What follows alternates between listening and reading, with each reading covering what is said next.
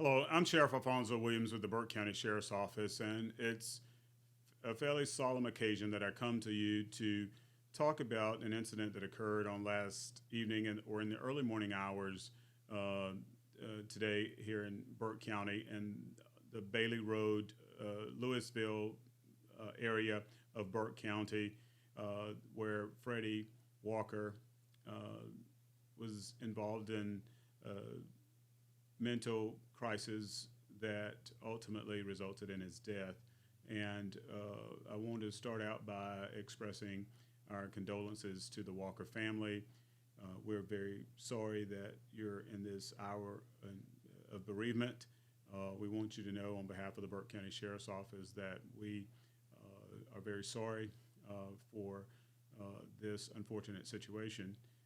All too often in this state and around the country, we have persons with mental health issues getting involved with the police.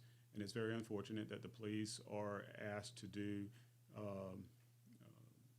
more in the area of mental health, and we just don't have the requisite resources oftentimes to do that.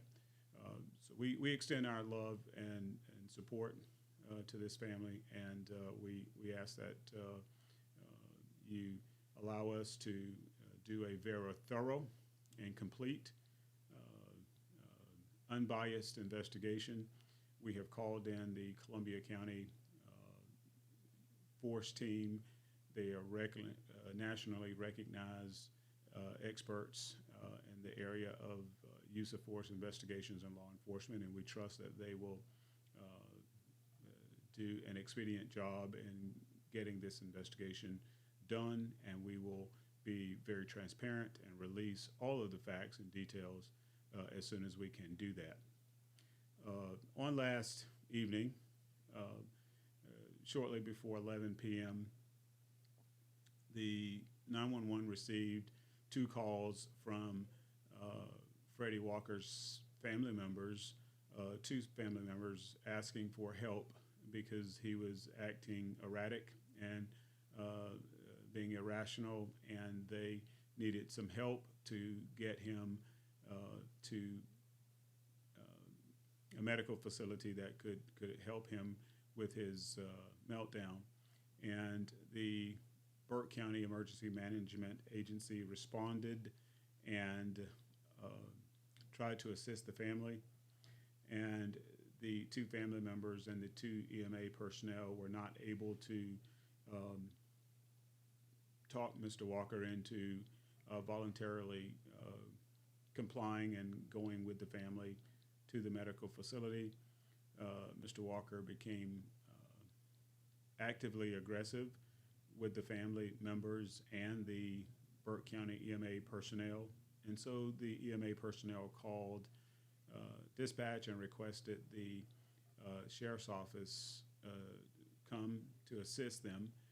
Two of our deputies arrived on Bailey Road to assist EMA and the family.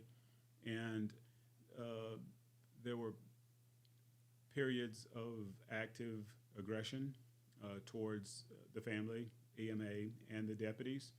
And there were periods of passive resistance, but often active resistance, which resulted in Mr. Walker being tased several times, and he went into cardiac arrest and succumbed to his injuries later at the hospital.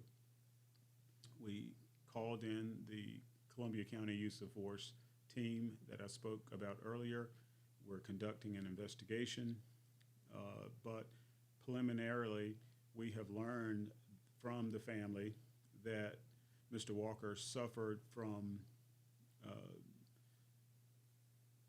mental health issues for quite a number of years, that last night's episode was the worst they had seen him act out, that in years past there had been some involvement where they needed the assistance of EMA and or the sheriff's office, although our records show that last night was the first encounter we've had with Mr. Walker. So maybe under previous administration or previous reporting system prior to my administration, they may have had some involvement.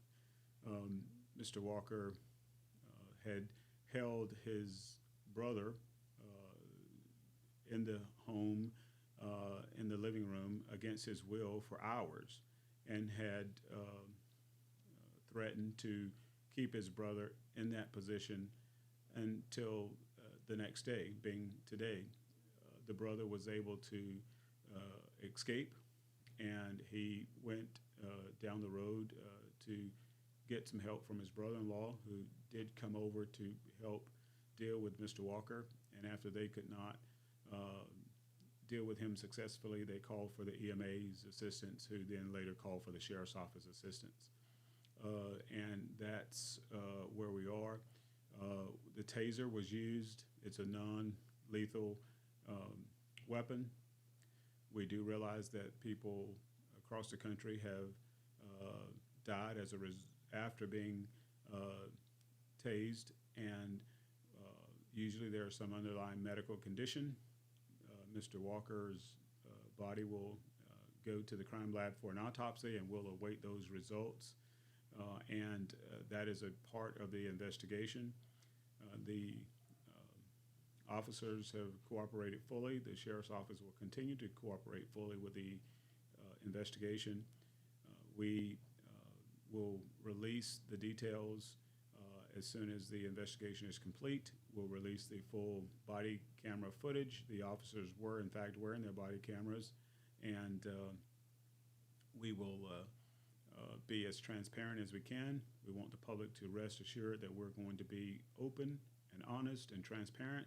We have this independent team that is doing the investigation, and that's where we are at this point. We just want to stress that this is a very unfortunate situation. We don't have any reason to believe that the officers violated the manufacturer's specifications with regard to the Taser. We do not believe that the officers violated any laws, and we do not believe that the officers violated any policy. But the investigation will bear that all out. We really want to stress that we really need help around the state, around the country, with folks with mental health issues, and we're going to work to that end, continue to work to that end. We just got a grant where we're going to use counselors to work with our law enforcement to help mitigate mental health issues, and this further underscores the need to do that, and we have addressed that in a recent grant that we were awarded from the state for $1.3 million. We will come back to you when we know more.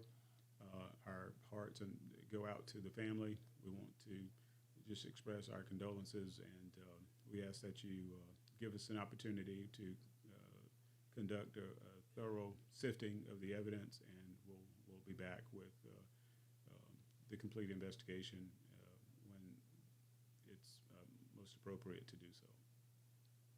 Thank you.